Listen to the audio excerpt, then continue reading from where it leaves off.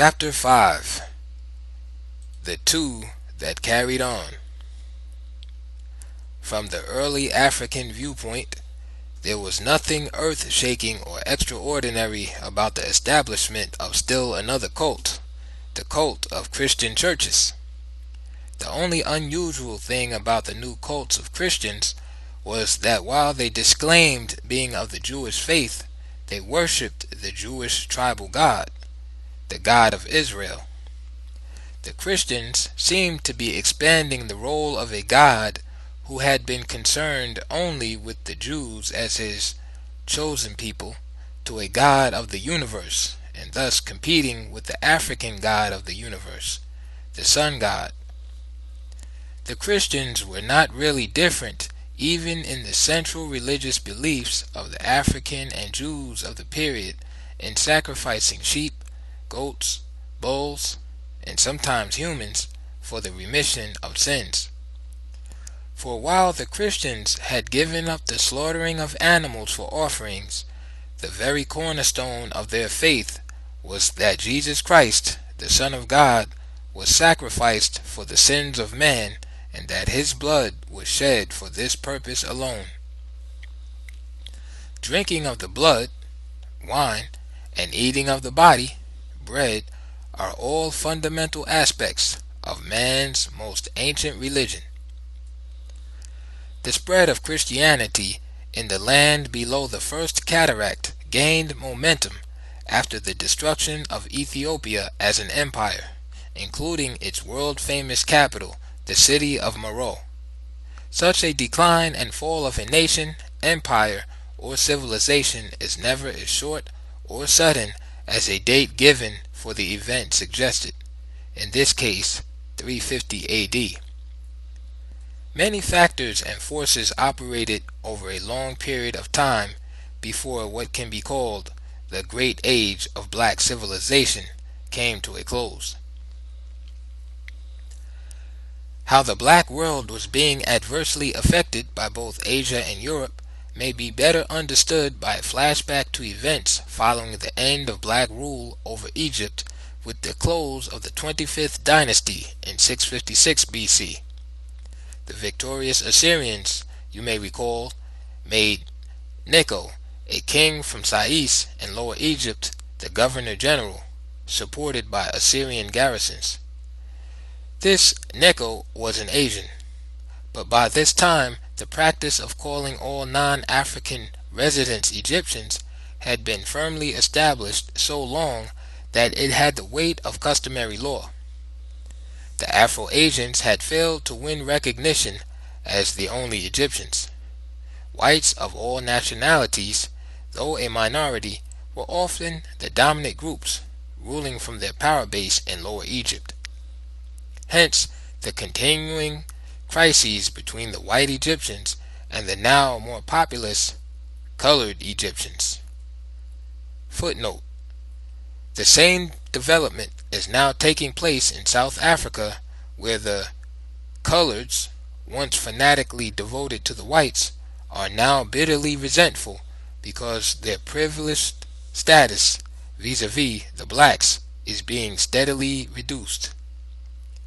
End of footnote. The black Egyptians no longer counted as a power group north of the first cataract.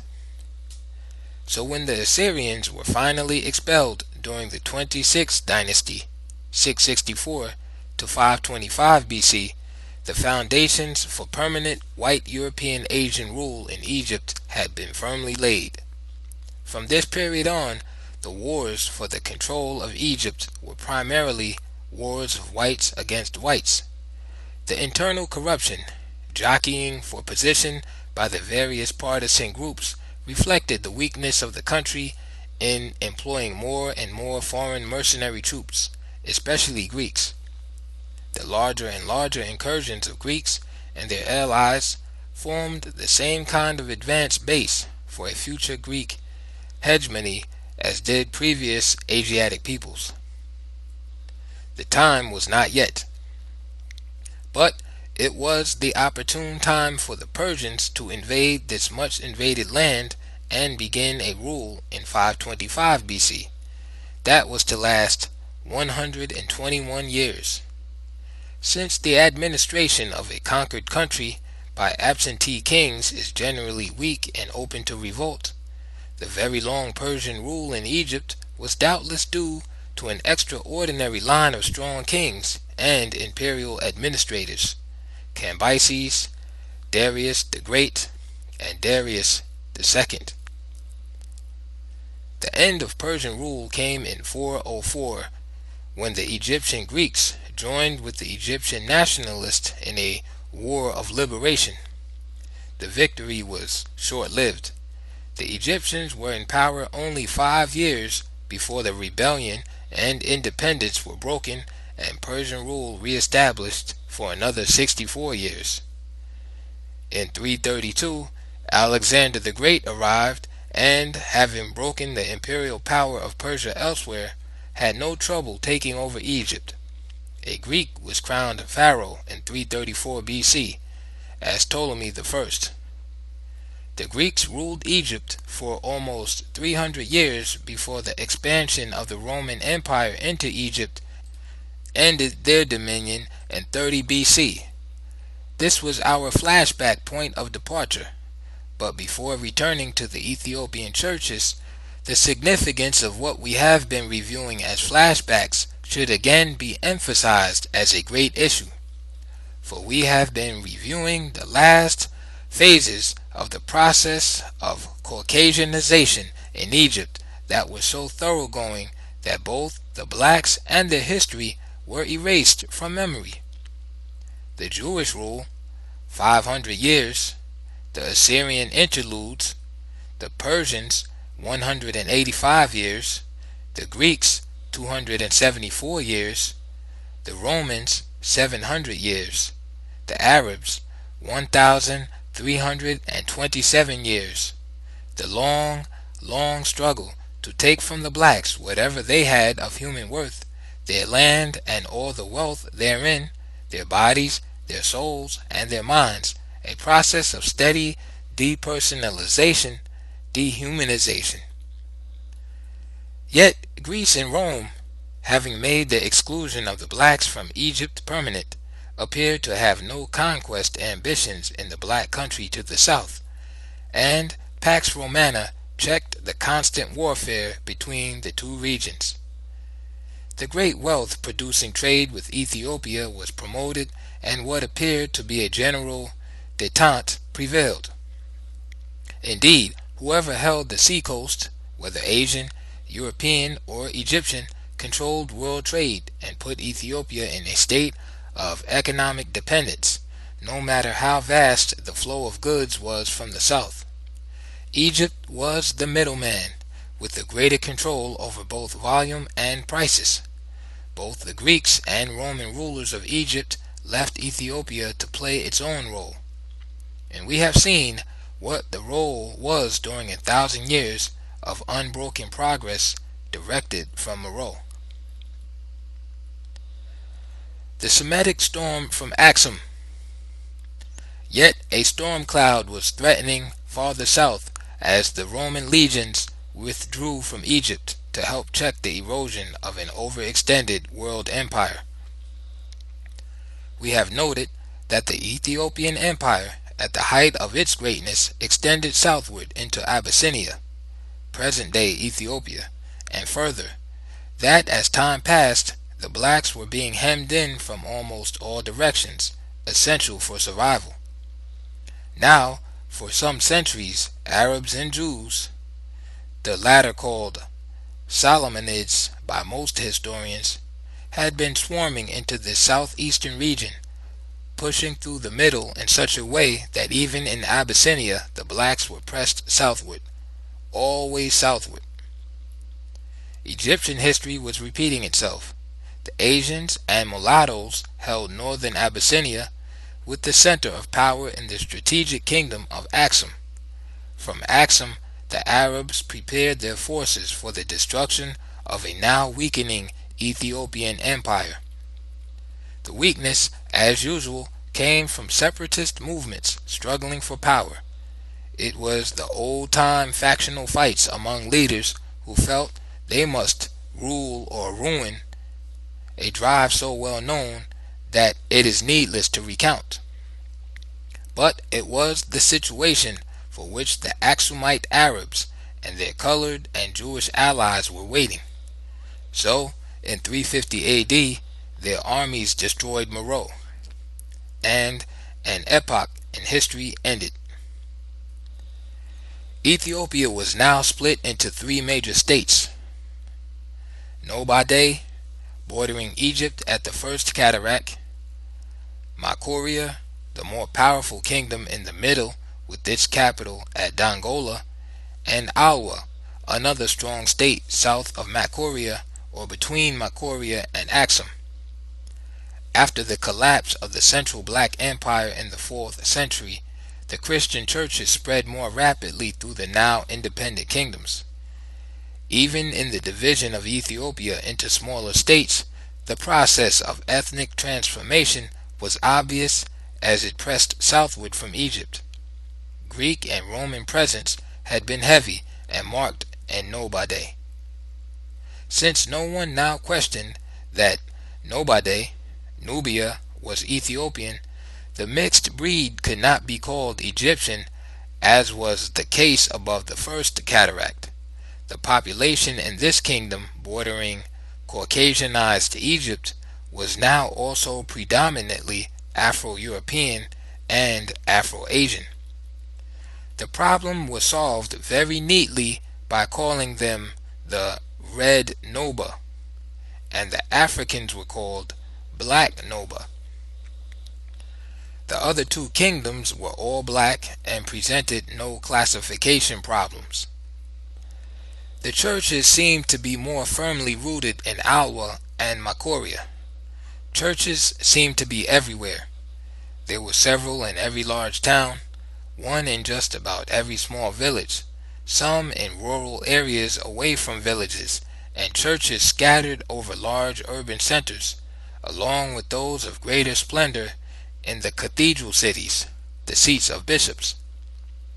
White administration and control of African Christianity was assured by establishing the head of the church in Lower Egypt, the Patriarch of Alexandria, with power to appoint all bishops in Africa.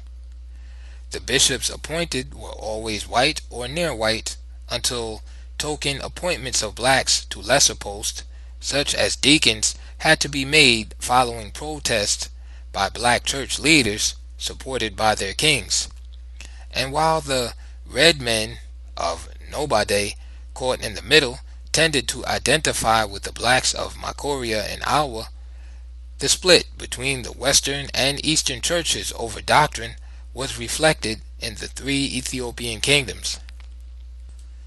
This meant that the religious strife tended to alienate Monophysite Nobade from Orthodox Makoria. This competition for ascendancy may have had a great deal to do with the expansion of churches in Egypt and the former Ethiopian Empire in the south. The growth of states.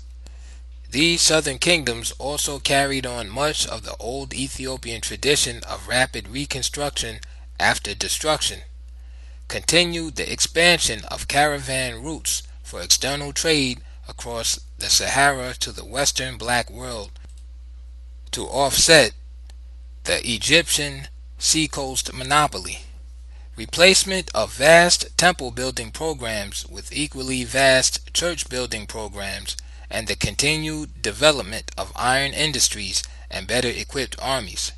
Egyptian, Asian, Greek, and Roman influence was as marked on African institutions in Nobade as it was on the complexion of most of the people living in this fringe kingdom. Nobade, then, is a classic example of external influence on African institutions, just as Egypt had become. It is an influence that could be praised to high heaven, as the eclectic process of civilization itself, had not the Caucasians resorted to thefts and lies in their vain and ignoble attempts to preempt the whole field of human progress as being theirs and theirs alone. In the 4th century AD, the areas of black power had been pushed out of Egypt down where the kingdom of Makuria formed its borders with Nobade. Here the concentration of blacks began, just as though a southward movement of the race was a decree of providence. Here, once again, they took their stand. Here again, even in the lands which were officially Christian, black battle lines had to be formed again for defense. The Aksumite, colored Solomonids, and Arabs had retired after the destruction of the Black Empire. The more immediate danger was still Egypt. This was true also from the viewpoint of Christendom, for white Egyptian control over the churches reflected the same policies that were to follow through the centuries into our own times. No church sponsored theological schools for the training of African clergy.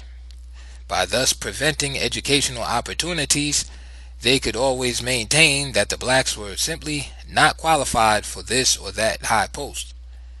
In religion, as in every other field, the system deliberately prevented qualification in order to declare the lack of qualification on the part of blacks in all regions under white control or in all institutions.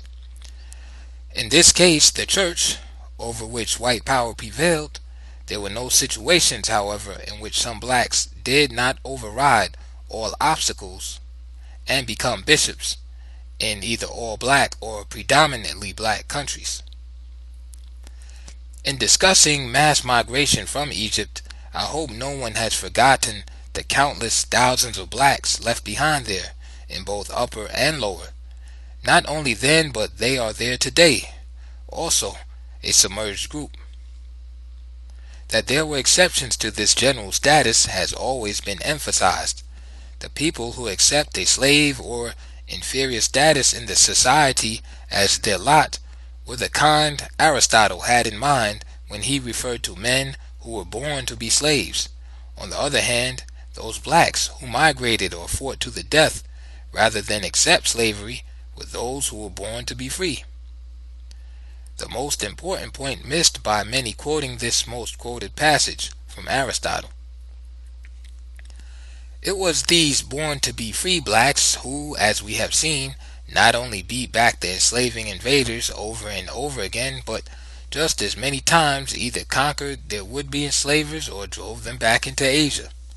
The fall of the Black Empire did not mean that the blacks had surrendered. The fragmented kingdoms were still to carry the fight to the enemy, and they were still to fight their way again, all the way across Egypt as far as where the ancient city of Memphis once stood. Still others remained in the conquered regions simply because they refused to leave their ancestral homes, come what may. By the 7th century, the blacks had achieved a major goal by incorporating Nobade with Makuria and thus re-establishing what had become the recognized boundary between Ethiopia and Egypt at the First Cataract. The precise manner of this amazing achievement is unknown. Did the Black Noba of Makuria overrun the Red Noba of Nobade, or was it a union of kingdoms by agreement? We do not know. What we do know is that the blacks' kingdoms of Alwa and Makuria were stronger than ever since the fall of Napata and Meroe. A decisive battle of history. Egypt, on the other hand, was undergoing one of her periodic convulsions from an invasion, the most fateful one to which we have already referred, the Muslim invasion of 639 to 42 AD. This conquest, as was usually the case, had been made easier by still another Persian invasion, 619 to 629 AD. Some sources suggest that the new wave of Persian invasions that began in 619 AD determined the course of the blacks in conquering Nobody, and re-establishing their frontier at the great system of fortifications at the First Cataracts. From there, the blacks had been raiding various areas in Egypt and attacking garrisons throughout the 10 years of the last Persian occupation. In this and other similar instances, the picture that emerges clearly is that the blacks, even after being pushed out of Egypt, were more upset by foreign invasions and resisted them more courageously than the new Egyptians, who by comparison appeared to be an easily conquered and rather cowardly lot.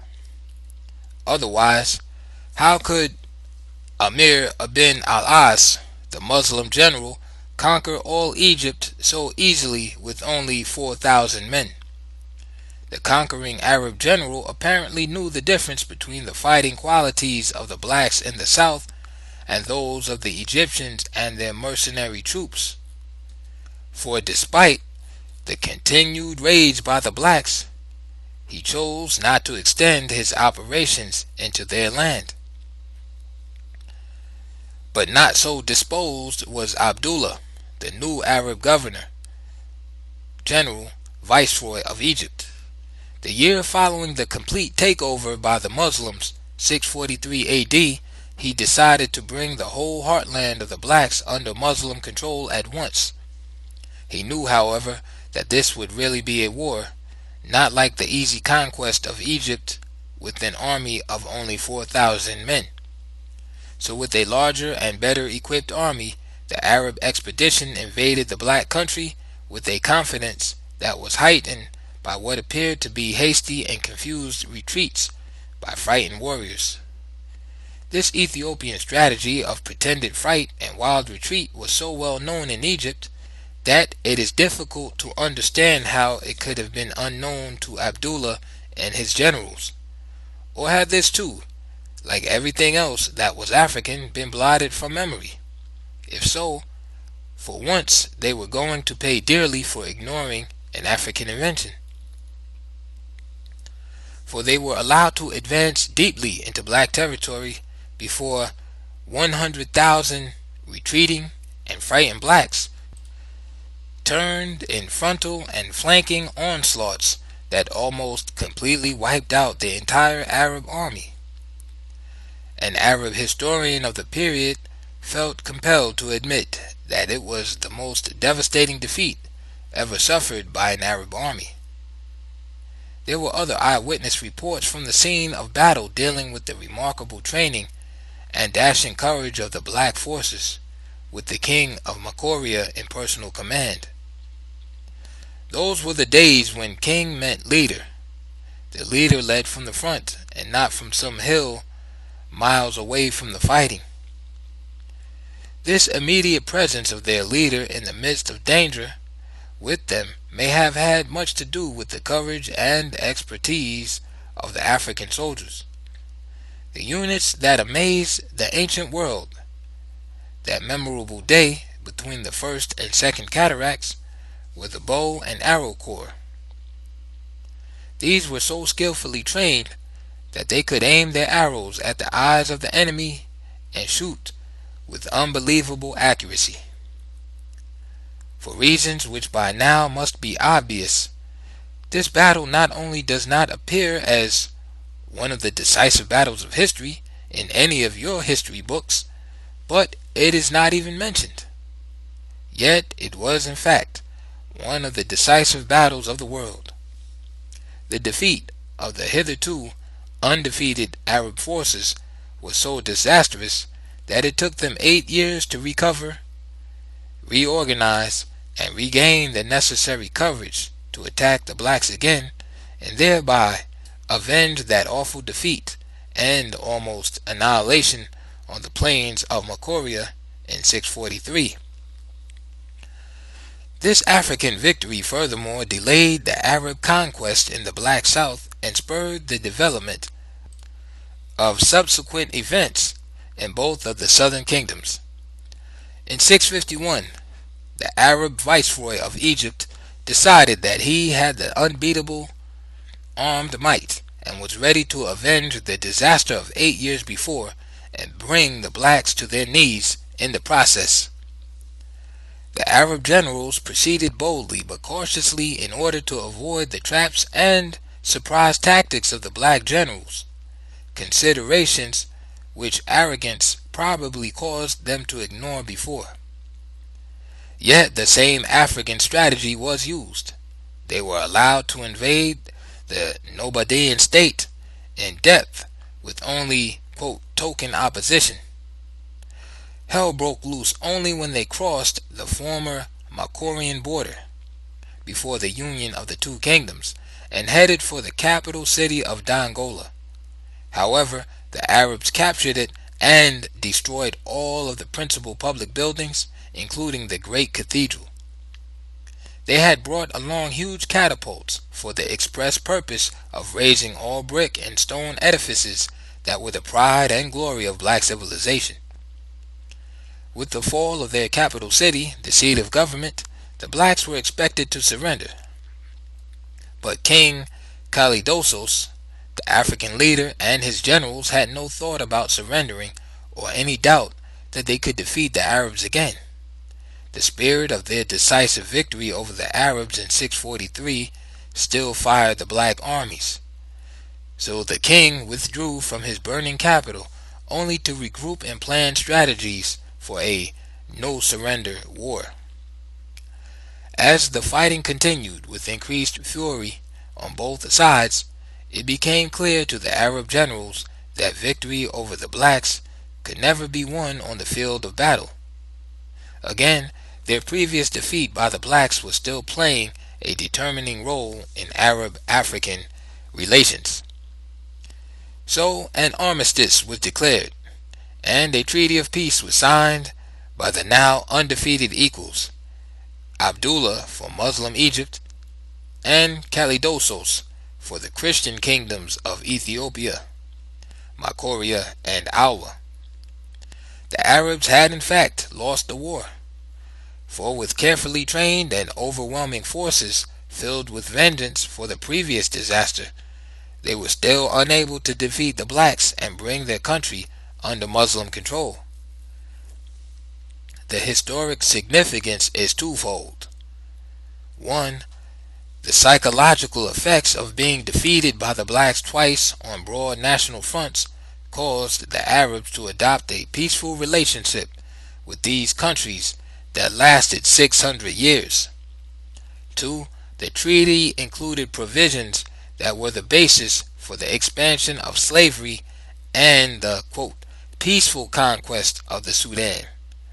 Goals which could not be achieved directly on the battlefield were to be achieved indirectly by Arab traders and Muslim missionary brotherhoods.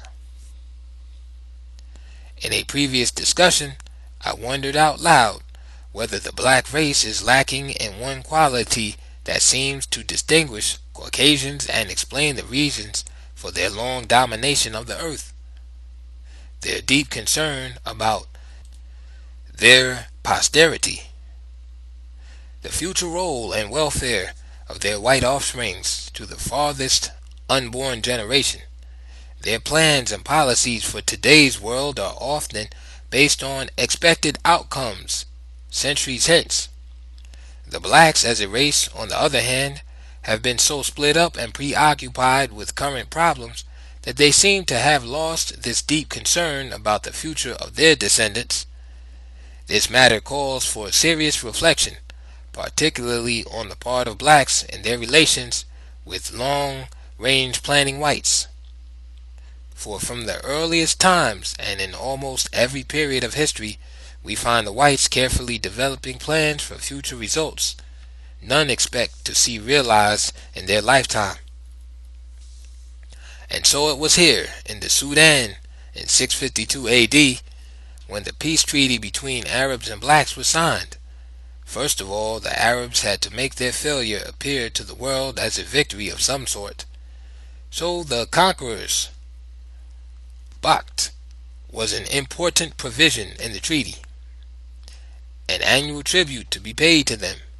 The terms called for the delivery of 360 slaves near the frontier annually, and 40 extra slaves as a gift to the Ethiopian viceroy. Footnote: a slave was a captured prisoner of war, and in early history the term was no more degrading than that of prisoner of war today. End of footnote. In order to induce the Ethiopians to accept what at first appeared to be a tribute, in fact, the Arab leaders presented it as a treaty of trade and commerce, agreeing to pay in exchange wheat, barley, and wine at a value in excess of the gifts by the Africans. More important than this, however, was the provision for building a great mosque in the restored Dongola and allowing Arab traders in only as traders, not settlers. Since it was a treaty between equals, the provisions of the treaty were reciprocal. Black traders could operate in Egypt and have a church on the same terms, even if the Africans had not known that the Arabs in Egypt were busily converting churches and temples into Muslim mosques. There would still be no occasion for building a church for their traders in Egypt. They had no long-range plans for the eventual control of Egypt through the trade and religion routes, but the Arabs did have such a plan for the eventual conquest of the Sudan through mosques and traders. The Caucasians, unable to conquer the blacks directly, were contented when they had set in motion the process of gradual infiltration and expansion that would eventually lead to victory, even though it was to take 600 years. And I am saying that the blacks seem not only to have lost the grand vision of the future, but also what should have been the unforgettable lessons of their past. The pattern of Caucasian conquest had been cut out and made clear through 37 centuries of their history. After they had allowed the Asians first to infiltrate and then to overrun all Lower Egypt, the blacks drew a firm boundary line between the two lands beyond which the whites were not allowed to settle. Those were the days when the Africans were not so trusting that they were unable to perceive that the Caucasians are eternally restless unless they are the masters in every situation whatsoever. They were therefore barred from settlement in black Upper Egypt until Narmer and Menes united the Lower and Upper Egypts. If there ever was a Pyrrhic victory in history, it could not have been more disastrous than that of Menes over the Asians in 3100 BC. For the decline of black civilization, not only in Egypt but throughout Africa, can be traced to that period, despite all of its monumental achievements afterwards. The termites of its destruction, slow but steady, had been let in under the laudable dream of black-white brotherhood. The long drawn-out process of penetration and eventual domination was both visible and invisible. Yet from these tiny footholds the Asian population grew and grew until the blacks were not only outnumbered by Asians but also overwhelmed. Substantially, the same scheme was followed in every black city, town, and village throughout Egypt. The record of the 5,000 years that ended with the European conquest of the whole continent in the 19th century shows that every African state remained relatively secure and independent as long as it maintained a strict policy of excluding foreigners from settlement within its borders. And that same record makes clear that whenever this policy was abandoned and whites were admitted under any pretext whatsoever, the eventual doom of that state was certain. The single point that is being made in all this is that King Kalidosos and the other black leaders already had, as early as 652 AD, 37 centuries of this record before them when they allowed the Arabs to establish a permanent base of operations in their land. They ignored the record, as other black leaders were to continue to do until Muslim Asia and Christian Europe swept the continent and left the whole black world prostrate at their feet. In the 7th century, this tragic outcome was still far away. The fall of Meroe and the breakup of the Ethiopian Empire into kingdoms did not check the flowering of black civilization in these states. Indeed, Makoria and Awa seemed determined not only to maintain the ancient tradition of progress, but to overcome the imperial breakdown by pushing forward more aggressively than ever on all fronts. The 600-year détente with the Arabs in Egypt was a period of such reconstruction and progress that the criticism made regarding the leadership above would seem to be unjustified unless viewed from the long, backward perspective of history. Even church and cathedral building expanded from this center of black culture over the western regions of Chad and adjoining states. The limited excavations have revealed this much. Future archaeological work may reveal whether the Ethiopian Empire in its heyday extended westward to the Atlantic Ocean and the Gulf of Guiana. It was a great surprise recently to find buried structures in the Chad region similar to those in the heart of the empire along the Nile. Black Makoria. Between 700 and 1200 AD, Makoria was more empire than kingdom. It was organized into 13 major states with a sub-king over each and the king of kings over all. The traditional African council was the final authority, no matter how powerful the king might seem to be. The great and colorful parasol of the king of kings had to be wider than those of the divisional kings, and theirs were larger than any lesser officials.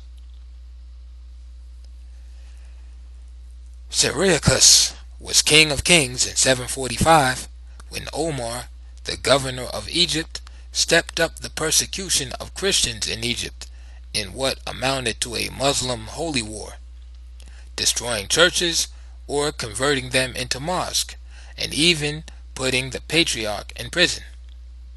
Since the patriarch in Egypt was the head of all Christian churches in Africa, the Africans regarded this latest onslaught against the churches as an insult as well as a breach of the peace treaty, now almost 100 years old. Strangely, the Muslims made Lower Egypt the area of greatest church destruction. When the arrogant Omar ignored all protest and pleas, the African king headed an army of 100,000 men and marched on the Arab center of power in Lower Egypt. The governor of Egypt quickly freed the patriarch and promised to leave the Christians and their churches alone. Syracuse accepted these assurances and withdrew his army from Egypt. It was during this period that an extensive body of church literature developed in the African language, and the remarkable pottery industries were expanded. Painting, like writing, was stimulated by the church, just as had been the case in temple art. Mining was a principal source of wealth, but agriculture was the basic national activity, and there is evidence of the people's battles with the encroaching deserts. They followed the system of the Mother Empire and overcame certain arid areas by developing the system of terrace farming that was irrigated by water wheels constructed for high places. They were successful enough to produce a surplus of agricultural commodities for export trade. Cotton had been produced from ancient times, and cloth making and other weaving arts were among the oldest crafts. That glass was made is certain, but the extent of this enterprise is not indicated by the archaeological findings. The reports of Arab scholars on the cities of the blacks during these early centuries are significant for two important reasons. The first is that, like the European explorers, geographers, and others referred to earlier, They were not concerned with writing African history, and nothing could have been farther from their intentions than glorifying the achievements of the blacks. But their mission was to make factual reports on the conditions and exploitable possibilities of Africa to their home countries. Such reports would be the basis for future penetration, exploitation, and conquest. The second highly significant fact about the accounts of Abu Salih, Ibn Salim, and other scholars between the 7th and 15th centuries AD is that, unlike the case of Egypt, none questioned either the greatness or the origin of this black civilization. It was so clearly all African that it did not seem to occur to these Arab writers that any other position was tenable. Those familiar with the traditional African religion might question whether Christianity was in fact external to Africa. In any case, the beautiful churches they saw spread over the land of the black gods had become almost completely Africanized for those gods. The prosperity the Arab visitors reported, the magnificent stone and brick palaces, temples, churches, cathedrals, wide avenues lined with palm trees, government buildings, public baths, water supply systems, beautiful gardens, countless craft industries, huge farms with extensive pastures where camels, horses, oxen, cows, sheep, goats, and pigs could be seen grazing lazily. All this was reported as messages with an unwritten message. Such is this black paradise. Brothers of Islam, come. The prosperity in this center of the black world represented one of the last great epochs in the history of the blacks. If near the final, it was also one of their finest hours on the stage of human progress. Here the measure of a people's genius could be taken without speculation. Here the message of who blacks are was wrought in stone and iron for the succeeding generations of blacks who were to lose their very identity in the blood and tears of unbroken oppression. The Arab scholars were properly amazed at a way of life so superior to that in their own homeland. It was something to be amazed about, for there were not only public baths, but public latrines, drainage, and central water systems. But the most remarkable evidence of prosperity and progress was reflected in the advanced standard of living among the masses. The massive brick-making industry had led to homes of brick and stone in cities, towns, and villages, brick houses, and larger houses for the great common people. In the 8th century, this was something for the visiting Arab scholars to write home about. It would be something to write about anywhere in this last part of the 20th century. The Arab hordes. However, they really did not need to report all this. So well was it already generally known. The treaty barring Arab settlement in the all-black countries had been ignored almost from the beginning, and certainly treated as non-existing after the death of Kalidosos. The Arabs came in steady streams year after year, but in an inch-by-inch system over widely scattered areas that appeared not to cause immediate concern. But they came in unchecked and alarming waves when the great schisms in Islam led to bloody wars in the Arab world. The character of the refugee movements out of Arabia and other Arab centers of power depended upon what sect had captured the caliphate. Let the record show, therefore, that all the Arabs that swarmed into Africa across the Red Sea and Indian Ocean were not bent on either conquest or domination. Countless thousands were fleeing there for refuge, fleeing for their very lives. Once settled there, however, they formed the ever-increasing population base for the Muslim leaders whose aim was to establish Islamic rule over the whole black world. They were to follow the Christian strategy of concentrating on the conversion of African kings and leaders in the belief that as the king goes, so goes the nation. A theory that did not work in Africa, except in a superficial way for expediency.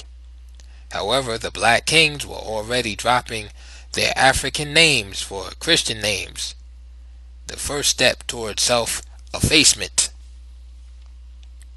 So as early as the 9th century, 831 AD, King Zechariah, alarmed at great incursions of Arabs into the Sudan, sent a delegation headed by his nephew, heir to the throne, to the Caliph at Baghdad, asking that the Treaty of 652 be respected and Arab migrations halted. This meant that a weak black king now held the destiny of the race in his hands. That he was so naive as to suppose that the Caliph could stop the Arab hordes even if he desired to do so was itself a sign of incompetence. The highest ranking of the 13 kings under the King of Kings was the Eparch of Faris, Lord of the Mountain. He was the commander of the frontier forces at the Egyptian border, and his special mission was to bar Arab migration and settlement in the land of the blacks. Only the limited number of traders were permitted to pass, and the time limit for their stay was fixed. The Eparch, therefore, had indeed been the most important official next to the King of Kings, for he was directly responsible for the security and independence of the nation. Under strong kings and strong eparchs, the mission was carried out, and Arab incursions southward were checked. Footnote: because of the repeated emphasis on the fact, it should be quite clear now that reference to Egyptian, Asian, or Arab invasions always include black slave armies as well as mulattoes classified as white. End of footnote. That was now long ago. The Arabs had been passing the Lord of the Mountain and his garrisons for so many decades that by the 9th century Arabic was being generally spoken below the First Cataract. How slavery came to be confined to blacks alone. In the latter part of the 13th century, David, king of Makoria, seeing no other way to forestall Arab occupation of his country, stepped up his raids in Upper Egypt. The raids were easier to carry out because of the chaos that followed the triumphs of the Mamelukes in Egypt. But in 1272, the blacks, in what I have attacked as the pattern of their own self-destruction, made the first major step to that end. The usual impatience of heirs to the throne in achieving that goal soon enough found full expression in Shakandu, the king's nephew. He hastened to the Sultan of Egypt to secure an alliance and invasion of his country that would assure his ascendancy to the throne. The Sultan had every reason to grasp this wonderful opportunity handed to him by blacks themselves, not only to even scores with them, but also to create more certain conditions for a Mameluke hegemony over the land. Moreover, the African king had not only been raiding Egypt with impunity, but he had denounced the Treaty of 652 and refused to pay the Bakht. Sultan Baybars therefore did not hesitate. He organized a strong invading expedition with Shakandu at its head and entered the Black Land. The struggle was long and bitter, as the Sultan's strategy in using his black army, along with Shikandu's own followers, made it appear to be civil war between blacks. In the end, the Sultan won through the black heir to the throne, and allowed him to be crowned king as his protege. The dismemberment of the black kingdoms in the Sudan had begun. Now a rival tribute was exacted and almost doubled without any pretense of being an agreement of mutual exchange. The tribute exacted was harsh and the blacks were promised nothing. The kingdom was then divided into two parts, the Sultan taking the northern region as his personal fief. Muslim rule now extended over Egypt and into the Sudan. The pattern was set that was to continue into our times and probably beyond. The Arabs in the northern Sudan, while the blacks were pressured into smaller and smaller areas in the southern Sudan. Once again, learning nothing from even just yesterday, the black leadership paved the way for further Arab advances into their country. For the blacks' struggle for personal power and, above all, their own personal security and welfare were neither concerned about the future of their people nor their welfare in the living present. They were quite willing and ready to welcome the Arabs and to surrender their people to them in exchange for, quote, high office and limited consideration. The days of the black immortals seemed to have passed forever. Mental pygmies again occupied the throne once held by Menes, Pianki, Shabaka, and Kalidosos. So in 1304, still another self-seeking black leader journeyed to Cairo to have himself crowned as the servant king of the blacks by the Sultan al-Nasir. The Sultan sent an expedition to Dongola, which was easy to do now, and his new servant was crowned as King Amai. It should be noted here that the Mameluke ruler's effective powers was confined to Lower Egypt, and that independent Arab tribes, of which the Bani Khans was the most powerful, held all Upper Egypt. They were only nominally under the sultans. In order to put an end to the endless coup and counter-coups among the blacks, the decision was reached to overwhelm the south with united armies from both Upper and Lower Egypt and step up the Islamization of the blacks, putting Muslim kings on the throne. In 1316, the objectives were realized when Dongola was again razed for the fifth time, and Karembez, the last black Christian king, was put to flight. A black Muslim, Abdullah, was made king temporarily while awaiting the pleasure not of the Sultan but of the powerful chief Khans ad-Dawla of the Bani Khans Arab tribe. His pleasure was to put the black Muslim king to death and assume the kingship over the blacks himself. Over the blacks? This statement is misleading. This was no longer the land of the blacks. White and colored Arabs now constituted the majority.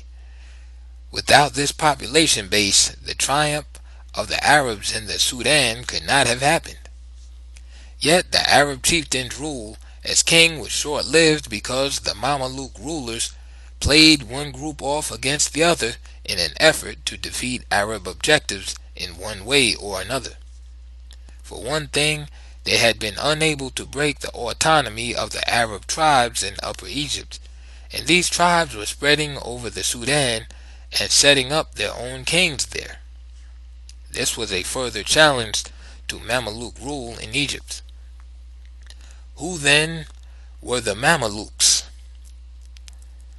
The Mamelukes were the whites who had been enslaved by the Arabs in their wild and amazing sweep out of their desert homeland to conquer all adjacent countries and establish a world empire with a speed that shocked the world. Theirs was the original blitz. The enslavement of prisoners of war, which was the way general slavery began, was the order of the day. Race had no bearing on the matter then. Whites, blacks, browns, or yellows, all were made slaves if captured. The Arabs also made a practice of creating strong slave armies. The white slave armies were the Mameluke. These, when stationed in Egypt, revolted, overthrew the government, and established their own line of ruling sultans. For this they were hated by the Arabs, and looked upon with scorn, even though they had been converted to Islam. The white ex-slaves hated their former masters even more. This white slave revolt and its historical significance are underplayed, yet its impact was such that it influenced the course of modern history in black-white relations. The effect of that revolt on the black world was tragic, for the murderous onslaughts of the white slaves against their erstwhile masters so shocked the white world that the general enslavement of whites ended forever. On this the record is clear. White slavery ended after the Mameluke Rebellion. Thereafter, black Africa became the exclusive hunting ground for slaves, a situation made easy by the developments outlined in this work. All the theories of inherent black inferiority stemmed from the urgently felt need to justify the success in confining slavery to the African race. The answer to the riddle of the centuries can be traced right here. For that great change in human history when only blacks were enslaved led to the general degradation of a whole people. The way was now both open and easy for all the relevant branches of science and scholarship to proclaim theories on the inherent inferiority of blacks. Far worse than this, since black populations were everywhere under white control, they could actually be forced into inferiority by a dehumanizing program silently structured in all institutions and phases of white national life. The blacks are the immediate victims of those diseases born of poverty and planned deprivation, undernourished and diseased mothers carrying and bringing into the world babies who are both physically and mentally handicapped even before birth. Among the many other outcomes from confining slavery to the African race that will be stated at this point was making the very word black anathema, something evil, undesirable, or just plain bad luck whenever applied. The Mameluke Sultan sent another expedition in 1323 to put the African king Kerembes on the throne again after his brother deposed the Arab king and himself died a few days later. The coups and counter-coups still seem to be endless and not at all the presupposed political phenomena characteristically confined to the blacks. Therefore, as soon as the Mameluke forces withdrew from the south, Khan's al-Dawla returned, overthrew Kerembes a second time, and became king again. Meanwhile, another strong Arab tribe, the Guhena, had been pouring into the Sudan in such great waves that they rapidly became the dominant Arab group below the Second Cataract. The kingdom known to history as Makoria was no more.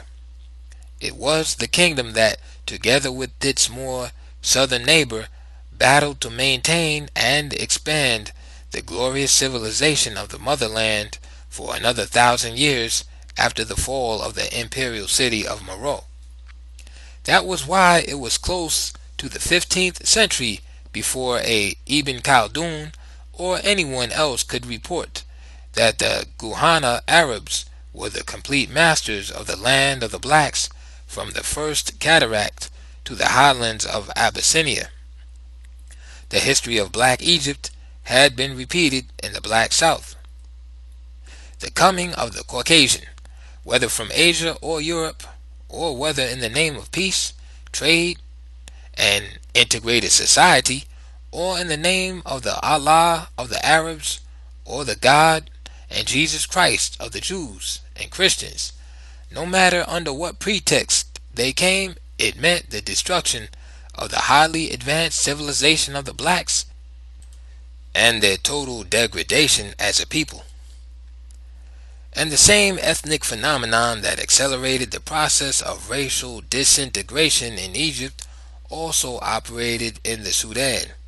This was simply stated: the widespread sexual activities on the part of Arab men and black slave girls, the outcome of which was a new breed of Afro-Arabs, the same sexual process that produced Egyptians as a nationality group neither Asian nor African.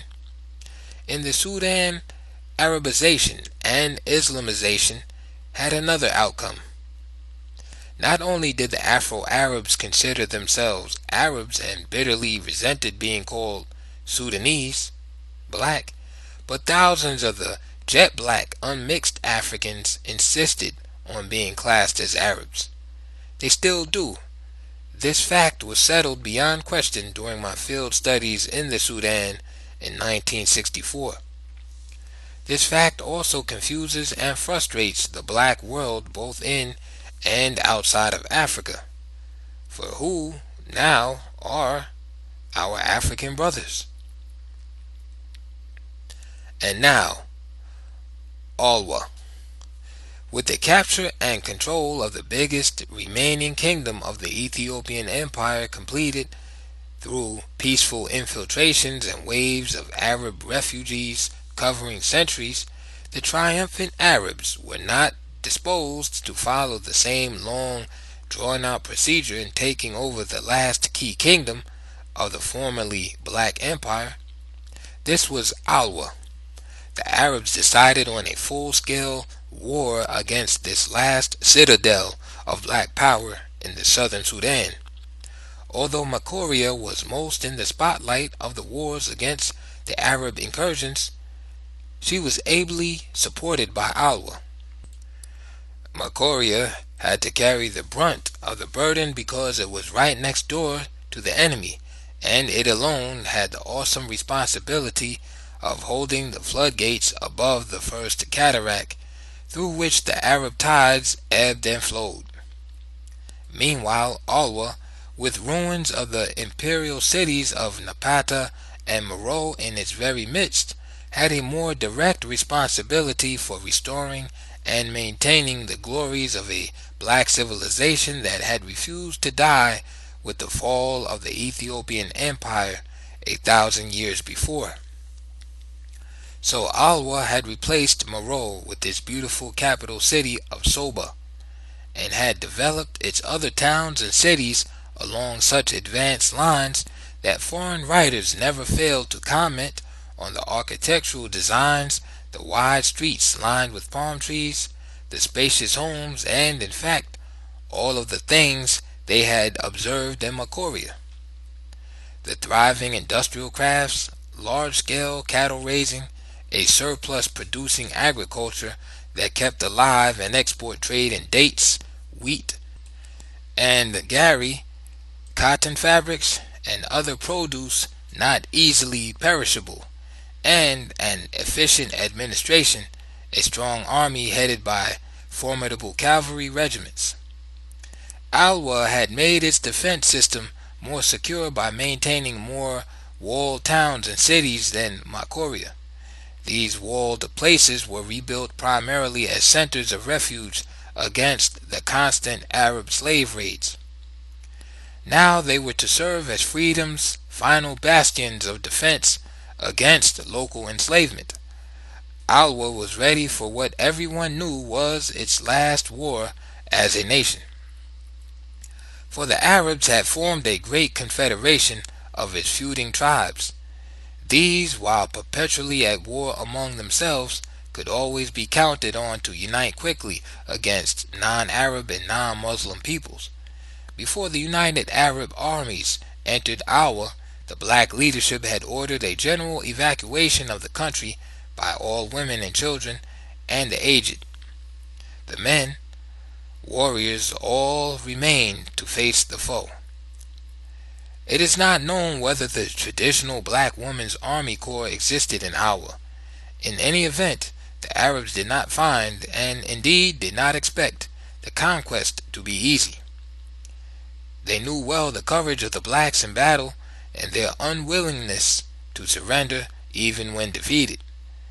So they had to take Awa city by city, town by town, village by village, hill by hill, and bush by bush. The blacks had built a high order of life that they were fighting and dying for. This they did nobly on the plains of Awa in 1504, while their people, some never to be seen again, joined other countless thousands in the great migrations toward East, West, Central, and Southern Africa. The Surprise Kingdom. During the same period these two black states were being destroyed, the history of the rebirth of destroyed African states was being repeated just beyond their borders by migrating Africans who had decided to make another stand in the very midst of death and danger. These blacks were called the Funge people. They gathered in strength and, with consummate daring, quickly formed a new nation the very year Alwa passed from the scene as a state. Under the leadership of the strong king, general, and statesman, Amara Dunkas, they established their capital at Sennar on the Blue Nile, and at the very outset they assumed an aggressive stance that put the world on notice that black power in Africa had not yet been completely destroyed, and that another fighting state had emerged from the ashes of those that had just been destroyed. Indeed, the Funge state arose with a suddenness and proceeded with policies and programs so daring that it shocked both the Arabs and the now encroaching Ottoman Turks. The latter, after overthrowing Mameluke rule and taking over Egypt, quickly built and expanded defensive fortifications against possible Funge invasions. For these blacks had turned the tables of history by annexing and bringing under control the Arab tribal states in the lower Jazira region and the areas around the present Khartoum.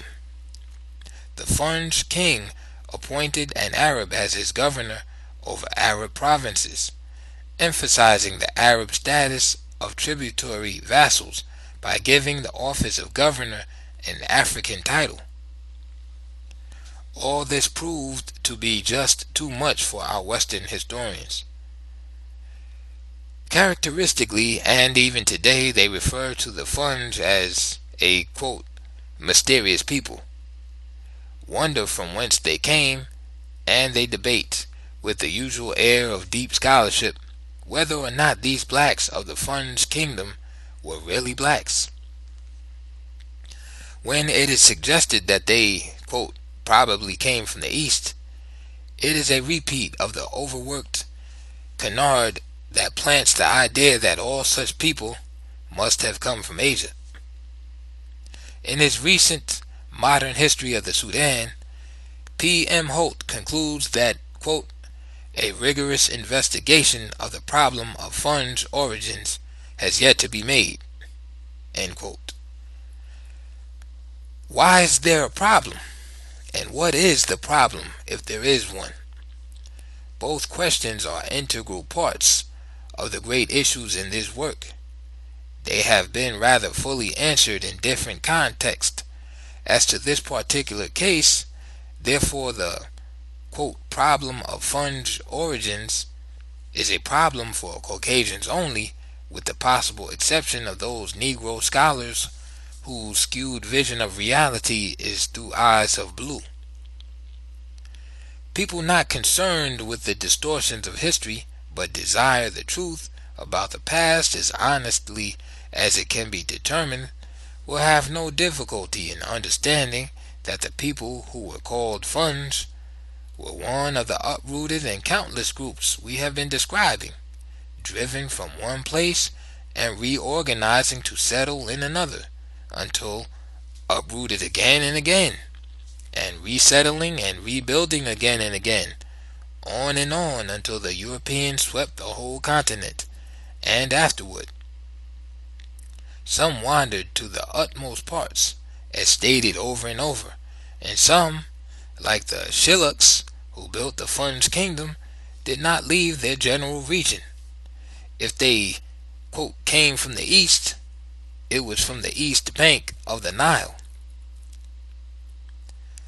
In the interest of trade and foreign commerce, Fun's kings, as many African kings were to do later, began to accept Islam and take the Arabic title of sultans.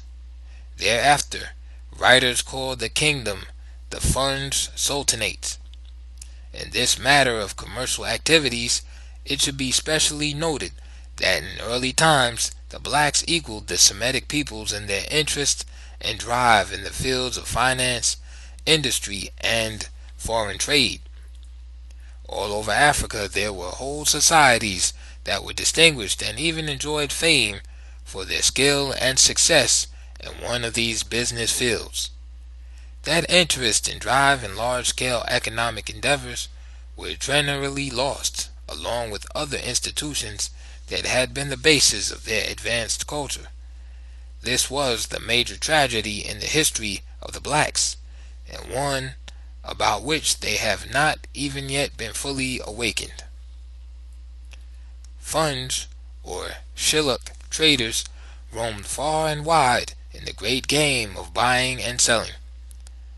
The continued prosperity of the country depended largely on their selling activities in neighboring states, in Egypt, and over the all-important caravan trade routes to distant lands.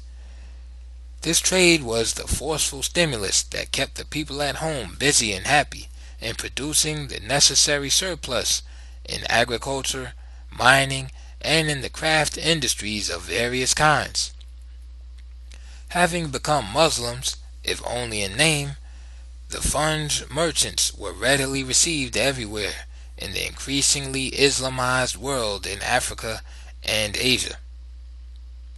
The fact that they came from a proud and warlike state may have had more to do with the deference shown them than the fact of their being Muslims.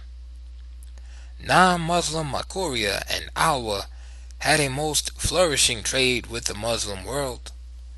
Their traders had also been received with respect and honor by the Arabs. It is ironic that one has to be a fighter to command greater respect.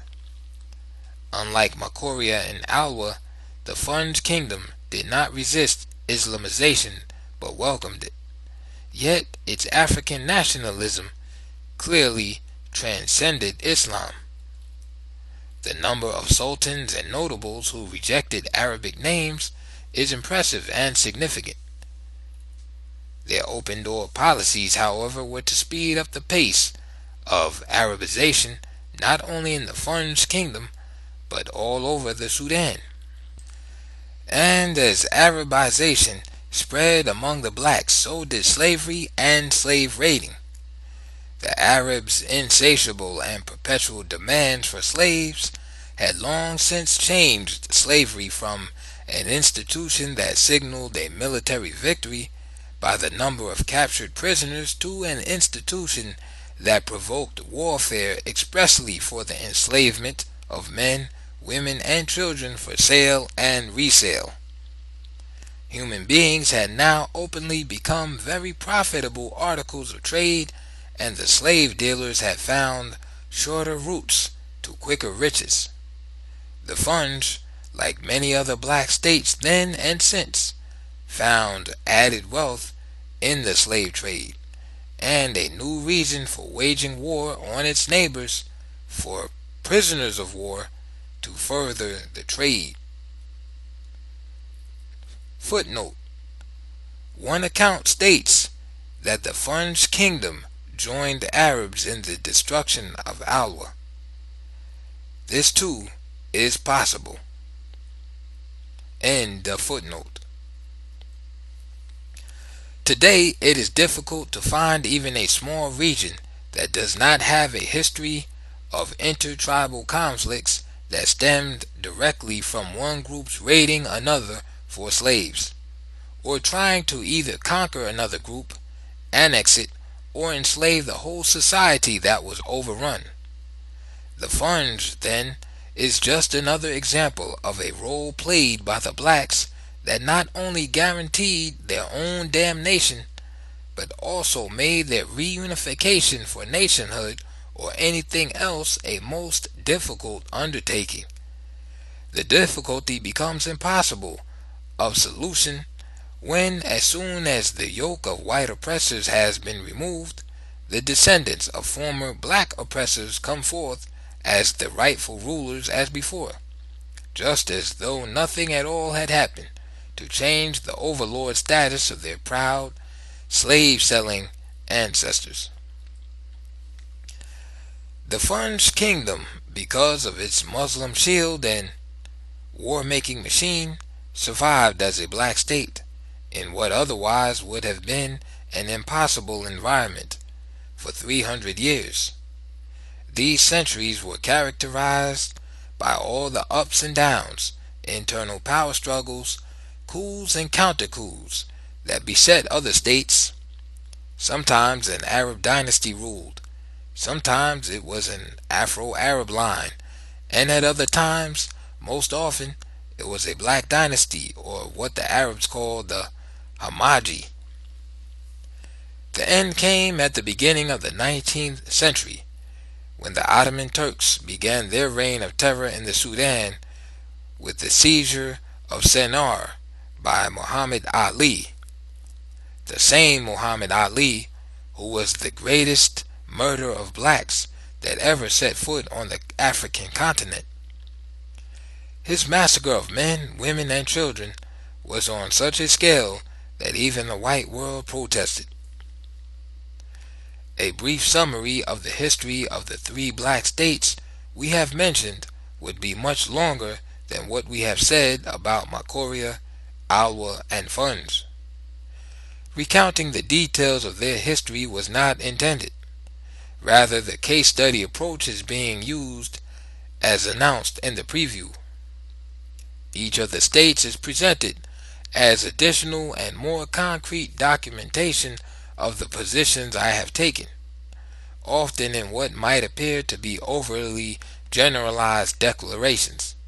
In each case, beginning with Egypt, the main focus was on the significant data on the history of the black people, and not on the great masses of equally interesting details which were not needed.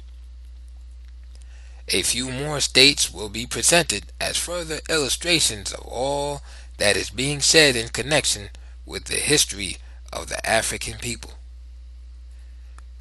We started in the heartland of the race, where its history clearly extended from the Sudan over Egypt. The antiquity of black civilization, the amazing heights it reached before recorded history, the early problems of Asian invasions, amalgamation, and the new breed, the colored Egyptians, Caucasian penetration into royal black lineages, the increasing pressures on the blacks and their southward migrations, the Afro-Asian wars, the blackout of black history in Egypt, the long drawn-out process of Caucasianization of Egypt, as it was de-Africanized, the withdrawal of the Ethiopian border to the first cataract, the concentration of blacks below that line, the confusion of black history through the confusion of names, color, and dynasties, integration and amalgamation as brotherhood myths, the great black migrations, the splitting up of states and languages and their role in the decline of black African civilization. All of these historical factors were set forth before the final collapse of the Ethiopian Empire in the 4th century AD.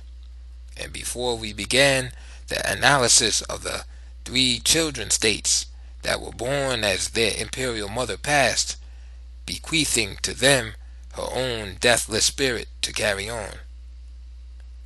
The main characteristics of the history of the blacks are reflected in those states: building an advanced system of life, then having it destroyed, building again, destruction again, migrating and building somewhere else, only to be sought out and destroyed again, moving, always moving, rebuilding and moving, again and again, countless thousands giving up the struggle as utterly hopeless, internal strife increased as external pressures and threats to existence increase, and every man for himself philosophy replaces that of eternal brotherhood in some societies, and through it all new states were formed, even during the most destructive centuries when death seemed to be a rider on every stream and passing breeze. New states trying to restore yet once again their lost civilization, their written languages, their forgotten arts and sciences, the organization and study of their oral history that had come down unbroken in its main outlines from generation to generation, and the chance to remain in one area long enough to live once again under an African constitutional system that is unrivaled by that of any people. These efforts were still being pushed in every region of the African continent long after the undermining operation had been set in motion to pave the way for the conquest by Europe. The Africans were still rebuilding their own civilization when that of Asia and Europe was imposed.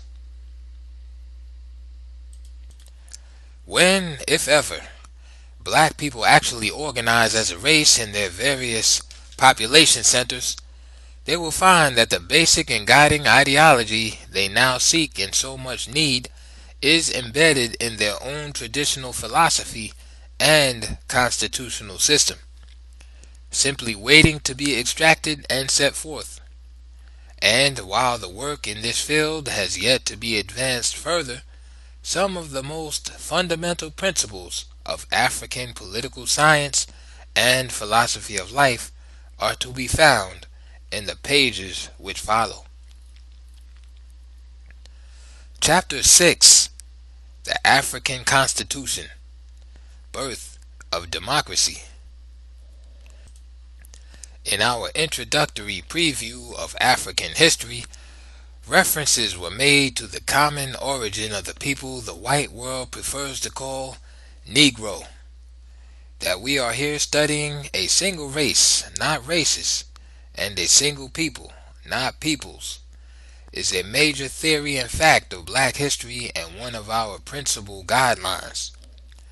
We are, therefore, primarily concerned only with those things which were characteristically African, practically universal among them from one end of the continent to the other, and which thereby indicated an ancient common culture in a common center of black civilization. On this we stand. In this light, the African Constitution is discussed as a body of fundamental theories, principles, and practices drawn from the customary laws that governed black African societies from the earliest times. The first task was to divorce traditional African institutions from those influenced by later Asian and European incursions, to determine what is truly African in origin and what is in fact either Asian or European, or a reflection of any kind of external influence. Another task was to determine whether an institution called African was in fact African in the sense of being universal among the blacks, a continent-wide institution in contradistinction to something peculiar to one or more tribes, nations, or African regions.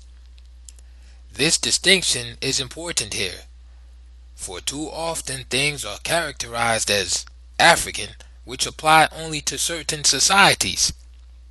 These represent the development of the whole complex of cultural variations about which Western writers declaim in emphasizing the quote, great ethnic differences among the people. This is not accidental or without design. Caucasian fears about the possibility of blacks developing a sense of oneness and unity of action is deep and centuries old. Many subtle schemes are used to maintain divisiveness, and with success. A student of comparative history can see without difficulty that various peoples scattered all over the world often developed similar institutions without ever having had any contacts whatsoever. This is equally true of the most isolated groups. Similar circumstances may produce similar ideas and cultural patterns, all of which may confirm the Cartesian theory about the equal distribution of common sense among all mankind.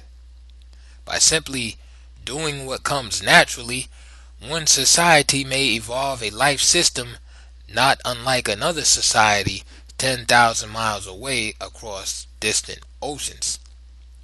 Therefore, neither the external influence theory nor that of the common origin of a widely segmented people should be hastily affirmed.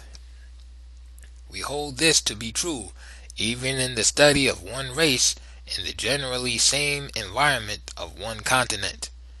The evidence must still be conclusive. Origin of African democracy. The foregoing observations suggest that the constitution of any people or nation, written or unwritten, derives from its customary rules of life, and that what we now call democracy was generally the earliest system among various peoples throughout the ancient world. What was a relatively new development was absolute monarchy. Among the blacks, democratic institutions evolved and functioned in a socio-economic and political system which Western writers call stateless societies or societies without chiefs. When these societies were referred to as primitive democracies, the writers are in fact doing the very opposite of what they intended. Because far from being just a descriptive term for backward peoples, primitive also means the first, the beginners.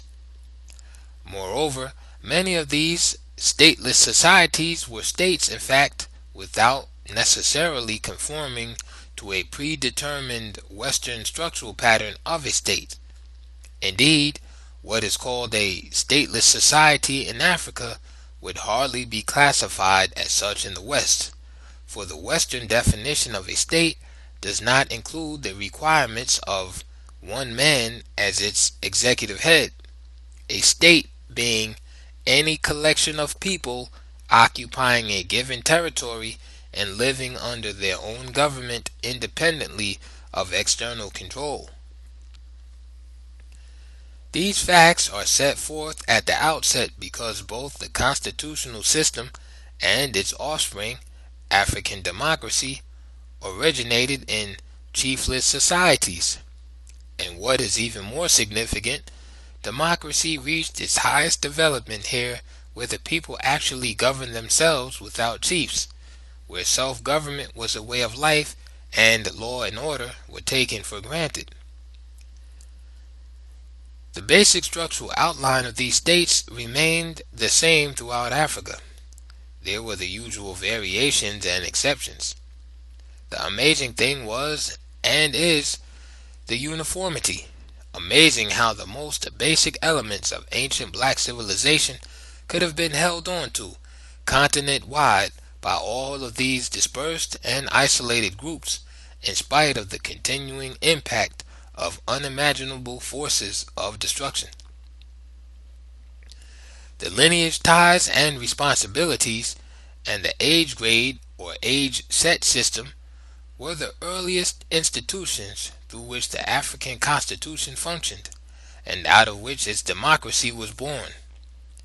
It was a network of kinsmen and alleged kinsmen, all of whom descended from the same ancestor or related ancestors. All might live in the same community or state, but they were often scattered far and near in separate and independent societies. The ancestor from whom they claimed descent was always great, because of some outstanding deed or extraordinary achievements. These generally grew in magnitude as time and the generations passed, thus causing the true achievements to be overlaid by the false claims growing out of praise songs. Each generation of poets and storytellers gave the imagination full range in romantic glory. Myths were born in this manner, and the later concepts of both royalty and divinity gained support from the same source. In contiguous, independent chiefdoms, the lineage was the powerful factor in providing the basis and incentive for the later formation of kingdoms and empires. No people in African history used the concept of kinship ties more effectively than the Lunda in the remarkable expansion of their empire. Even more remarkable than the territorial expansion of the Lunda Empire was their idea of a nation as one big brotherhood. Accordingly, instead of first attempting to conquer and annex by force, they would approach independent states and seek to demonstrate from oral history that all of them were merely segments of a common lineage, all brothers in fact. It appears that the majority of states believed in the principle of a common ancestry and readily became members of the empire. Some required more facts before they were convinced. Still others were not convinced or preferred to remain separate and independent anyway. These were generally conquered and given a lower status in the nation than those who united voluntarily. But we are considering lineage before the rise of kingdoms, and in particular the lineage as the governing and organizing force in states without chiefs or kings, where community consensus was the supreme law that anyone could ignore only at his peril. There were interesting aspects to the many situations where a large number of these chiefless states were scattered over a wide territory, each independent of the others, yet all fully aware, and unlike those in Lundaland, had to be convinced that they belonged to a common lineage. Kinship found expression in trade and in temporary confederations when attacked by external foes, those not considered to be members of their lineage. There were quarrels and warfare between these member states of the common lineage. The highly humane aspect of African warfare that puzzled many Western visitors doubtlessly developed the widespread recognition of lineage or kinship ties. For in the much heralded tribal wars, the main objective was to overcome or frighten away the adversary, not to kill at all if it could be avoided. Hence the hideous mask and blood-curdling screams as they charged. Even when the enemy was defeated or completely surrounded, escape routes were provided, the victors pretending not to be aware of them. Indeed, there are reports of rest periods, called when neither side seemed to be winning. At such times, the warriors on both sides might meet at the nearest stream to refresh themselves, kid each other, and laugh at each other's jokes until the drums, gongs, or trumpets sounded for the resumption of the battle. This was traditional Africa. How did it change to warfare, to kill each other, lineage or no lineage? How did it happen that even now in our modern and advanced civilization, Some of the most murderous and inhuman of wars are fought by blacks against blacks, and this in the face of their increasing awareness that they are in fact one people. It is quite clear that in early Africa, war was not much more than a frightful game when among themselves. Was the radical change brought about by the death-dealing incursions from Asia and Europe? This raises other questions of great urgency. Are we really civilized today? Have we not substituted the trappings of civilization, our triumphs in science, technology, and the computer revolution, for civilization itself? Suffice it to say here that the steady weakening of lineage ties and its spirit of unity was also a weakening of the sense of brotherhood and unity among the blacks. Today, it really finds little expression except in various language or tribal groups, and these maintain it more and more as a cohesive force to be used against all others. Lineage, then, was the most powerful and effective force for unity and stability in early Africa, and this was so true that a state could be self-governed without the need for any one individual as a ruler, chief, or king. Everyone was a lawyer because just about everyone knew the customary laws. The age grade or age set, also called class, was the specific organizational structure through which the society functioned. Classification was determined by the period in which one was born. All persons born in the same year or within a general but well-defined period before or after a given year belonged in the same age grade. Each grade covered a block of years. Age grade 1 might include all children up to age 12, grade 2 from 13 to 18, grade 3 19 to 28, grade 4 29 to 40, and grade 5 40 and above. There was seniority within each grade according to age and intelligence. Intelligence and wisdom were supposed to match one's age. Stated another way, the African philosophy that accorded so much deference to elders was based upon the assumption that, all other things being equal, those who were living in the world and experiencing life before others were born should know more than these others. This qualification is important because it was later applied in the election of chiefs and kings. Being an heir to the throne was not enough. One had to meet other qualifications or be passed over. Therefore, being older or the oldest in one's group did not command the usual respect if one was lazy, a troublemaker, or a fool. Early education. The interlocking responsibilities of the various grades accounted for the smooth functioning of the chiefless states. Each grade had its own social, economic, and political role. The children's set covered the years of game and play. Around the ages of 6 and 7, however, general training and some little jobs began to be mingled with play.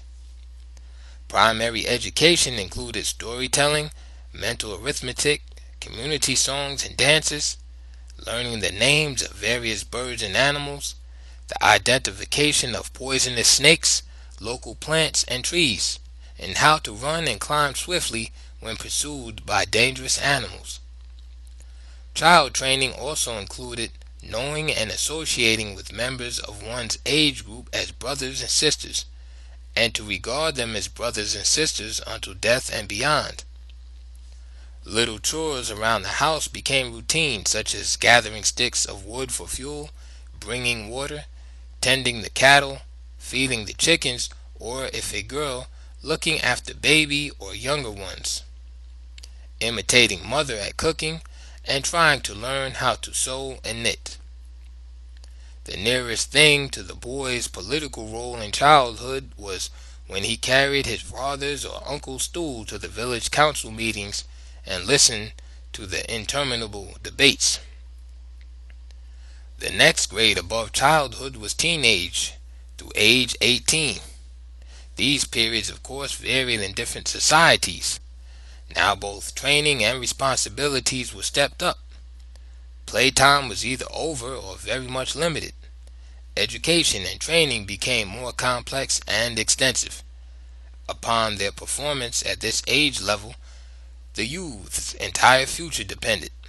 He or she was marked for success or failure in this second age set that began at age 13. The boy was now required to learn his extended family history and that of his society, the geography of the region, names of neighboring states, and the nature of the relations with them, the handling of weapons, hunting as a skilled art, rapid calculation, clearing the bush for planting, the nature of soils and which kinds grow what best, military tactics, care and breeding of cattle, the division of labor between males and females, bartering tactics, rules of good manners at home and abroad, competitive sports, leadership examples for the childhood age group below, and responsibilities to the age group above. The apprenticeship system, in which one became a skilled craftsman, was one of the most important of the second level age set activities. This is another reason why this age grade was the most crucial of all. And its end, one went through the initiation rites for the exalted level of manhood. The girls' age grade periods differed from those of boys. Introduction to womanhood, roles for example, was earlier. They had the same intellectual training as the boys: history, geography, rapid calculation, poetry, music, and dance. The training in child care, housekeeping, gardening, cooking, marketing, social relations, with particular stress on good manners, these were some of the essentials in the age grade education and training of young people at this level. Housekeeping, mentioned above, does not reveal the important kind of training that came under that heading, for its most important training aim was how to be a successful wife, an everlastingly desirable wife. In many societies, this training by older women away from the community included the art of exciting sexual intercourse, position variations, cleanliness in the relationship, and in short, the do's and don'ts in intimate relations. These early black societies were in many ways far in advance of the modern. The first two grades may be designated as A and B, the third as C, the fourth as D, and the final and highest as grade E. Grade C, ages 19 through 28, was the manhood and first line of action group. Its members led in the hunting, community construction, preparing the fields for planting, forming the various industrial craft guilds, secret societies, each of which guarded the processes of its art, protecting the far-ranging grazing cattle, the upkeep of roads and paths between villages, policing areas when necessary, and forming the bulwark of the fighting force. The young women in grade C were generally wives. They were responsible for the planting and care of the farms, the heavy work of bush clearing, etc., having been done by the men. The operations of the markets, hence the stress on mental arithmetic in their training, visiting and care of the sick and the aged, formation of women's societies, the media for women's social, economic, and indirect but very real political influence. And they were responsible for all and in supreme control of matters concerning the home. In those societies that had female fighting forces, the women's armies were formed almost entirely from age grade C. In terms of constitutional rights and duties, the two were inseparable in early Africa. There was not much difference between age group C and age group D. Seniority was the significant difference, since D was from age 29 to 40. If otherwise qualified, members in this class, upon reaching the age of 36, were eligible for election to the most highly honored body in the society, the Council of Elders, an honor and privilege specially reserved for those 40 years old and above. Group E. The earliest judicial system. In the chiefless states, the function of the elders was wholly advisory. For this reason, they rarely ever met as a council. A council meeting might be called by the senior elder in case of an extreme emergency. Matters involving members of the same family or clan could be settled by the family council, each family or clan having its own elder. Conflicts between families or clans could be brought before any mutually acceptable elder for settlement. The elder's judgment was not binding on the parties to the dispute. This was the constitutional theory. If the case was big and serious and the disputants were dissatisfied with the elder's decision regarding it, they could call in one or more additional elders to hear and pass on the case. Their decision was also advisory and could be disregarded by the parties to the action. Yes, the elders' advisory judgments could be ignored under ancient African constitutional law. Yet, under practical operation of that same constitution, the disputants could ignore their elders' judgment only at their peril. For to ignore the elders was considered to be ignoring the community itself. The only exception to this was in cases where the elder or elders rendered an obviously bad decision. Even then, it was not left to the contestants to say whether the judgment was good or bad. The community decided, because the community was thought to be represented in the ever-present crowd at such hearings. They, the people present, always indicated their attitude by expressions and nods of approval or disapproval of decisions reached. The constitutional theory and principle here are especially significant because of the important form they took in all African societies in every part of the continent as they evolved from societies without chiefs to centralized states under chiefs, kings, and emperors. For in this continent-wide constitutional development, the chief or king became the mouthpiece of the people and the instrument for carrying out their will. They still had no ruler in the Asian or European sense. On questions in dispute, he was in the same position as litigants in the chiefless states. Like them, under the Constitution, he had absolute power in theory, and in theory he could ignore the council and do exactly as he pleased. But in practice, like the disputants, he did not dare to defy the Council of Elders, which also had evolved and become the people, their direct representatives. Africans generally prefer to dwell on the constitutional theories and not the constitutional practices. They proudly speak of the freedom and absolute powers of the chief or king. Footnote: the Maasai were a specific example. End of footnote. Some will even tell you that the king owned all the land in the country. They are not trying to deceive. Words of another language often fail to translate the people's concepts or meaning. When they say the king is supreme or has absolute power, they mean that he has absolute power to carry out the will of the people. It was so well understood that supreme power rested in the people that it was never thought necessary to state such a fact. Likewise, they would say, and say proudly, The king owns all the land in the country.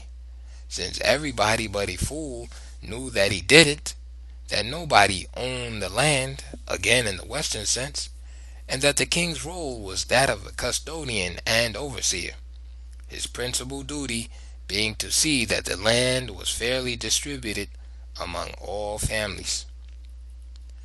In the chiefless society, the elders were the overseers of land distribution to families. Finally, nothing contributed more to the efficiency and success of self-government without governors than the system wherein each age grade was responsible for the conduct of its members, and that before any misconduct could reach one's age grade council, it was handled by his family council. This never meant leniency. It meant the very opposite, because each family was jealous of its honor and image in the community, and any of its members whose behavior reflected unfavorably on the family were in trouble with their own family first of all. The result of this was that the age grade councils rarely ever had a case, and obviously this self-government, beginning with the basic social unit, the family, radically reduced the number of cases that went before the elders. Stated another way, each family policed itself. Each age group policed itself, so that there was little or nothing that the community as a whole had to do. Each group elected its own leaders. These met with other age grade leaders on community matters that cut across age grade lines. It was therefore in the societies without chiefs or kings where African democracy was born, and where the concept that the people are sovereign was as natural as breathing. And this is why in traditional Africa the rights of the individual never came before the rights of the community. Individual freedom was unlimited until it clashed with the interest or welfare of the community.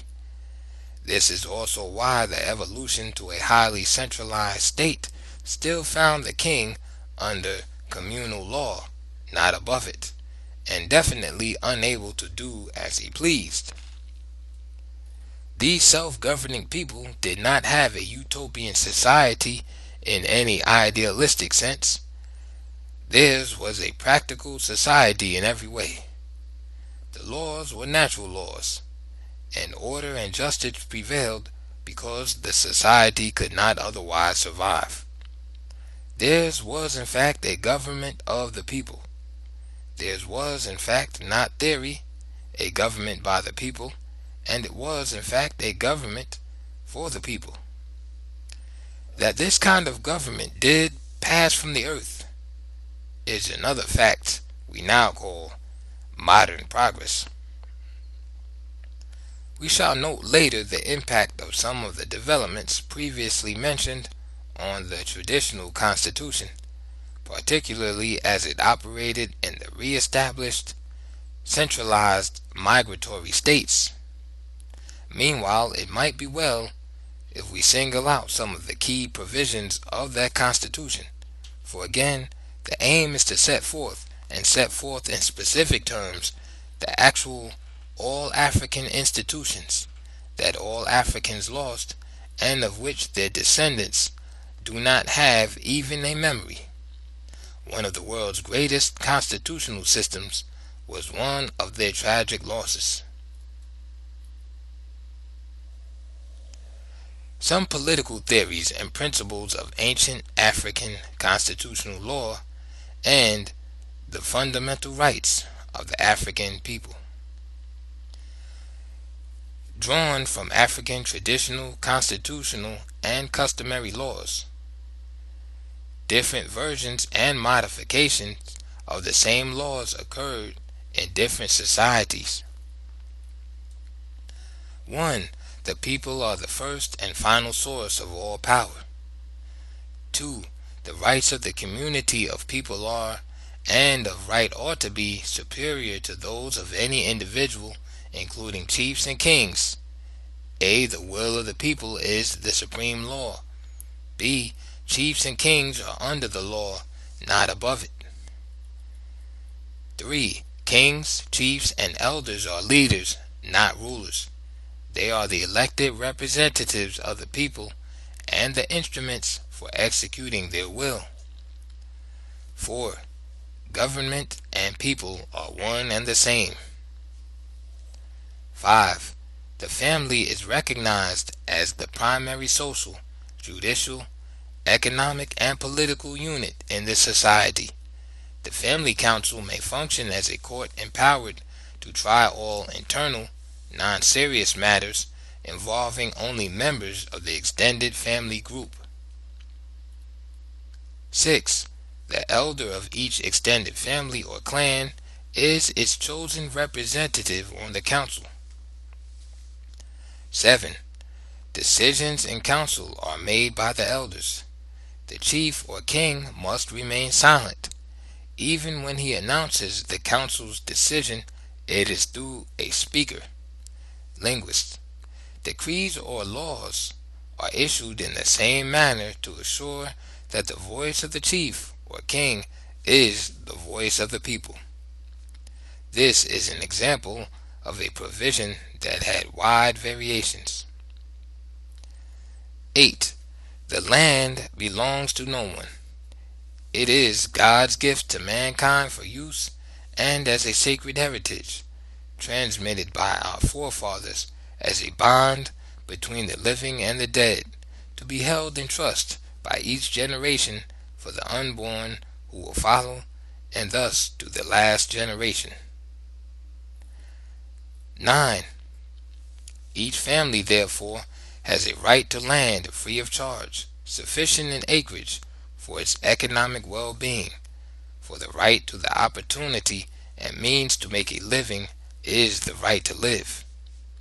A. The land, accordingly, cannot be sold or given away. B. The land may be held for life and passed on to the family's heirs, and so on forever. C. The chief is the custodian of all land, the principal duty being to assure fair distribution and actual use. 10. All monies, gifts, taxes, and other forms of donations to chief or king still belong to the people for relief or aid to individuals in times of need. 11. Every member of the state has the right of appeal from a lower to higher court. In some states, appeals could be taken even from the king's court to the, quote, mother of the nation. A. The procedure was from the chief's village court to the district court to the provincial court to the king's court. B. Such appeals were allowed in serious or major crimes only, those affecting the whole society. 12. Fines for offenses against an individual went to the victim, not the court. A. Part of money received from the loser was returned to him as an expression of goodwill and desire for renewal of friendship. B. Another part was given as a fee to the trial court as an appreciation of justice. 13. Royalty in African terms means royal worth, the highest in character, wisdom, sense of justice, and courage. A. He who founded the nation by uniting many as one must be the real leader, guide, and servant of his people.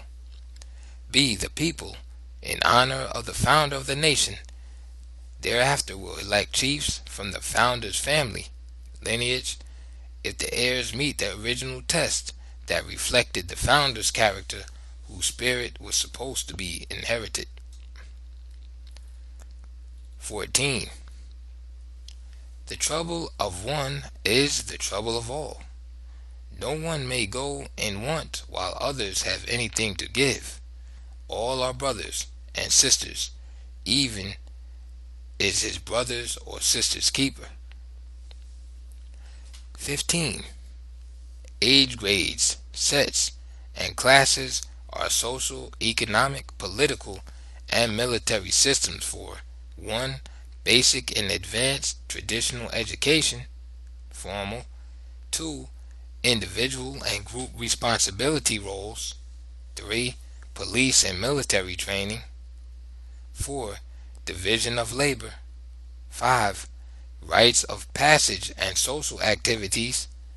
In chiefless societies, the age grades are the organs of social, economic, and political action. 16. Bride price or bride wealth is the gift that signifies mutual acceptance on the part of both families and is intended as a family security bond which may be returned in part if the wife turns out to be worthless or utterly unsatisfactory. Bride wealth tended to stabilize the institution of marriage. This was not wife buying. 17. The community as a whole is conceived of as one party, opposition being conducted by leaders of various factions. 1. Factions of opposition are usually formed by the different age groups. 2. Debates may go on indefinitely or until a consensus is reached. 3.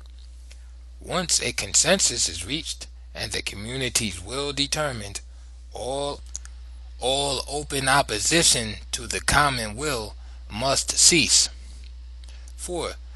Those whose opposition is so serious that they are unwilling to accept the new law may splinter off, either individually or in groups under a leader, to form a new state or the nucleus for it. 18. In warfare, the object is not to kill the enemy, but to overcome him with fear if possible, such as screaming war cries, loud noise, hideously masked faces, etc. Where killing is unavoidable, it must be kept at a minimum. In case of defeat, there must be some kind of rules to enable the enemy to retire in honor. 19. The African religion, not being a creed or articles of faith, but an actual way of thinking and living, is reflected in all institutions and is, therefore, of the greatest constitutional significance. 1. Politically, the role of the chief as high priest, who presents the prayers of the people to his and their ancestors in heaven, is the real source of his influence, political or otherwise. 2. Socially, the rites of passage, songs and the dances, to drive away evil, etc., as well as the purification and sacrificial rites for the atonement of sins, are important. 3. The economy was directly affected by setting aside certain areas of land, groves, lakes, and rivers as sacred, not to be used in innumerable religious festival days. 20.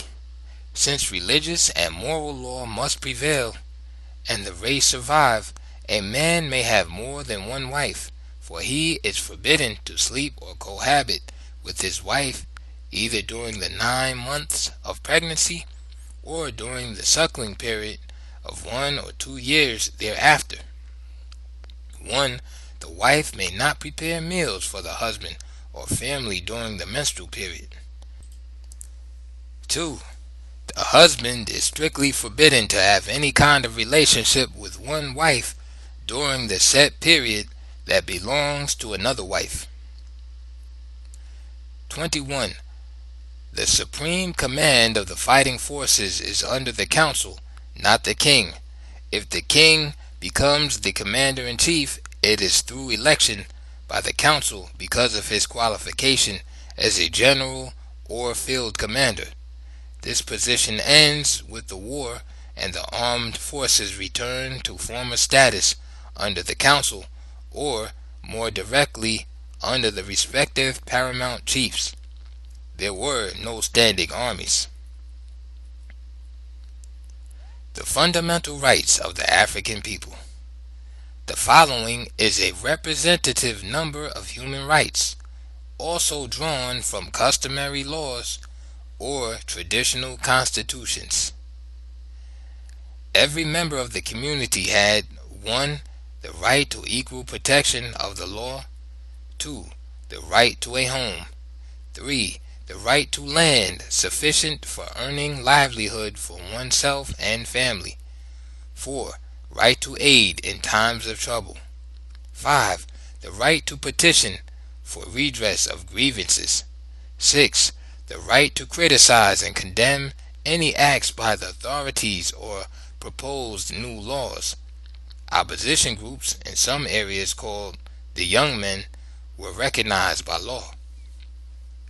7. The right to reject the community's final decision on any matter and to withdraw from the community unmolested.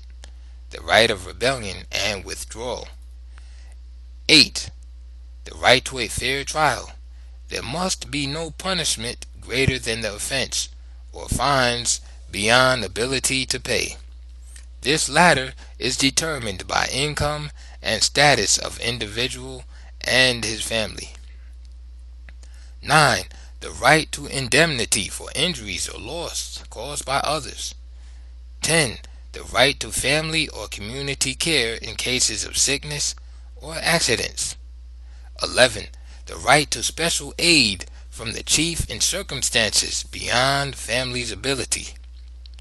12. The right to a general education covering morals and good manners, family rights and responsibilities, kinship, groups and social organization, neighborhoods and boundaries, farming and marketing, rapid mental calculation, and family, clan, tribal, and state histories. 13. The right to apprentice training for useful vocation. 14. The right to an inheritance as defined by custom. 15. The right to develop one's ability and exercise any developed skills. 16. The right to protect one's family and kinsmen, even by violent means, if such becomes necessary and can be justified. 17. The right to the protection of moral law and respect to wife and children, a right which not even the king can violate. 18. The right of a man, even a slave, to rise to occupy the highest positions in the state if he has the requisite ability and character. 19. The right to protection and treatment as a guest in enemy territory once one is within the gates of the enemy's village, town, or city. 20.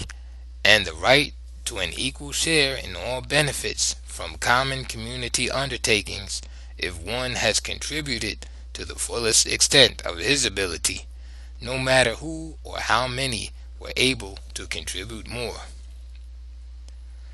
These constitutional principles and practices were held on to and carried by the migrating blacks to every part of the African continent. This fact is one of the most remarkable parts of the black man's story. Most remarkable because even those societies that sank to barbarism held on to the fundamentals age after age as though they were clutching the last threads of life itself.